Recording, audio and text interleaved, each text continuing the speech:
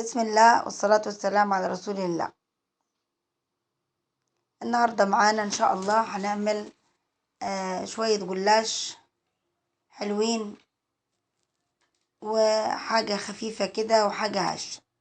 المقادير معانا كوباية ونص من السكر مع 3 كوبايات من المية، برفعهم على النار ومجرد ما يغلوا بعصر عليهم نص ليمونة.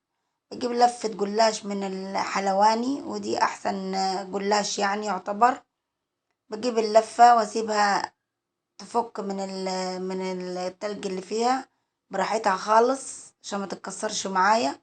وبعد كده بقسم اللفة دي ل3 أجزاء زي ما انتوا شايفين.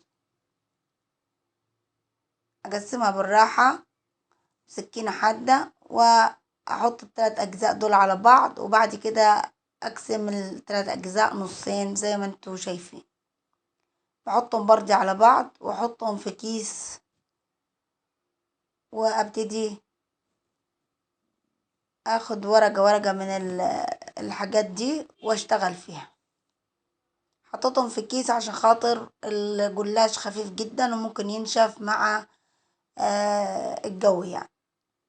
معايا فول سوداني ضربته ضربة او ضربتين في الخلاط كده، حاجة بسيطة.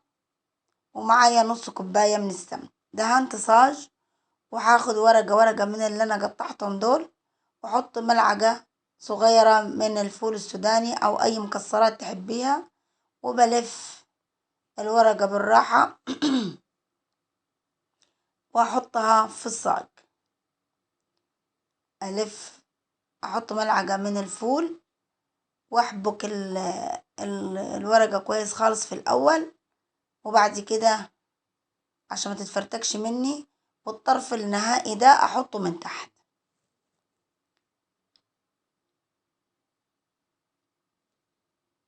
هنا الفول السوداني طبعا بيدي قيمة غذائية للجلاشة، وفطيرة سهلة وبسيطة ومش هننشب ولا هنعمل اي حاجة. دي حاجة جاهزة بنشتريها وبنقطعها بنحطها في الصينية ونحطها في الفرن تبقى جميلة. ملعقة فول في ورقة من الجلاش ده، وبعد كده بلفها لفة كويسة. الأطراف دي بحطها من تحت وأرص الصينية كلها وأسيب مسافة في الصينية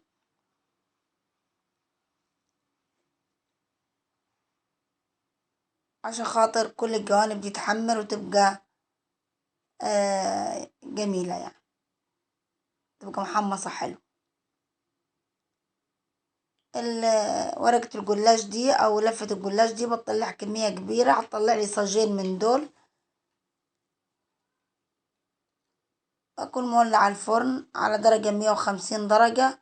بمجرد ما أخلص اللي في إيدي هنرشها بالسمن وبعد كده نحطها في الفرن.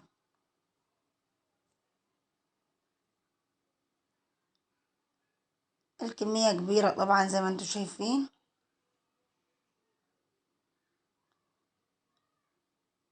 وبتتعمل سريعا، ما بتاخدش ربع ساعة ونص ساعة، وبتتحط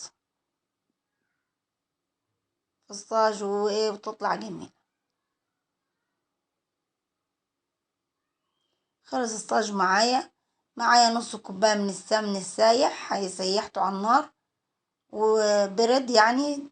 وبعد كده هبتدي ارش السمن ده على وش الجلاش.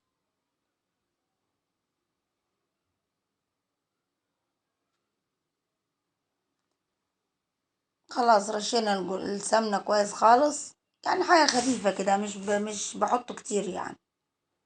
هنا ممكن انا احط 3 4 ورقات جنب بعض، واحط ملعقة في كل قطعة والفها بسرعة كده. برضي طريقة بتنجزي في الحوار اكتر ما ايه من الاول. هحط الصينية دي بعد ما دهنتها بالسمن في الفرن واطلعها في منتهى الجمال.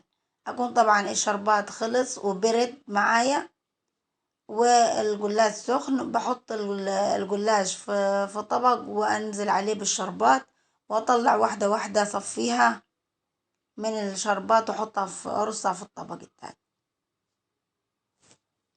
خفيفة وجميلة وهشة وحلوة خالص، والشتا دلوقتي بيحب الحلويات، طبعا بنعملها وبتتاكل في منتهى الجمال، بالهنا والشفا يعني.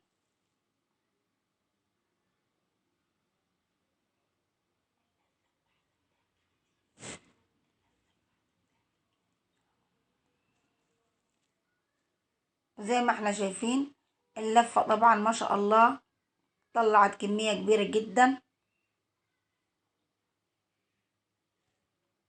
بتكفي أفراد كتير. ده يعتبر طبق واحد من اللفة، يعني ده في طبق تاني زيه أو صاج تاني زي ده لسه في الفرن. أهو الطبق طلع وحطيناهم على بعض وطلعوا في منتهى الجمال.